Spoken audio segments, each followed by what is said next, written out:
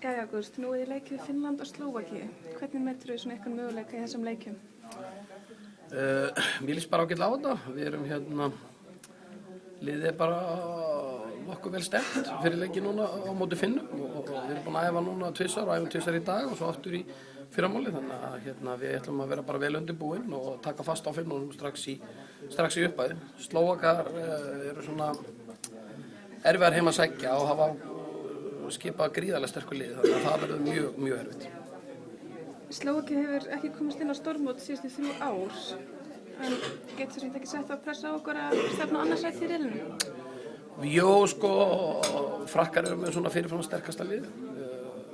Klárlega þá ætti svona baráttan að vera á milli okkar og Slóvakíu, en við svona höfum bara ákveðið að svona taka breytleik fyrir einu og svona sjá bara, þetta er langur tími, 8 mánuðir sem að riðlakeppnin tekur, þannig að við svona byrjum á því að einbeita okkur á Finnunum og sjáum svona til bara svona hvernig hlutirnir þróast. Aðeins með valið á hópnum, Hrafnhildur er ekki í hóp og Hanna var ekki í uppalinn hópnum. Myndirðu segja að það var nokkuð svona kynslóðskipti í liðinu núna? Nei, ekkert endilega.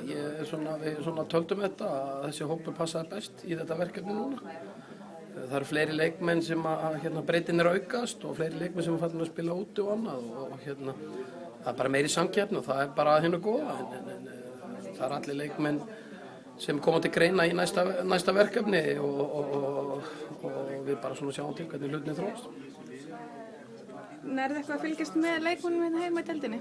Já, við erum mjög vel tengdir, við erum bæði með vídeómann landsliðsins sem er að þjálfa hérna í deildinni og svo höfum við fengið mikið að leikjum sendið til okkar, þannig að við erum vel tengdir og sjáum bæði leiki hérna og við erum líka með aðgang á öllu leikjum í Danmörku, í Noregi og Svíþjóð, þannig að við höfum fylgst vel með. Hvaða efnilega leikmenn sérðu í deildinni hérna heima og kannski taka við kyndlinum á næstunni? Ég held kannski ekki að nefna einhver sérstök nöfn. Við erum þetta með þó nokkuð yngri leikmennum inni núna og svo eru yngri leikmenn bæði að spila hérna heima og eins úti, þannig að það er mikið til að efnilegum handboltastelpum á Íslandi og það er klárlega 20 ára liðið líka orðið betra, þannig að framtíðin er björt. Takk kærlega fyrir, gangi vel.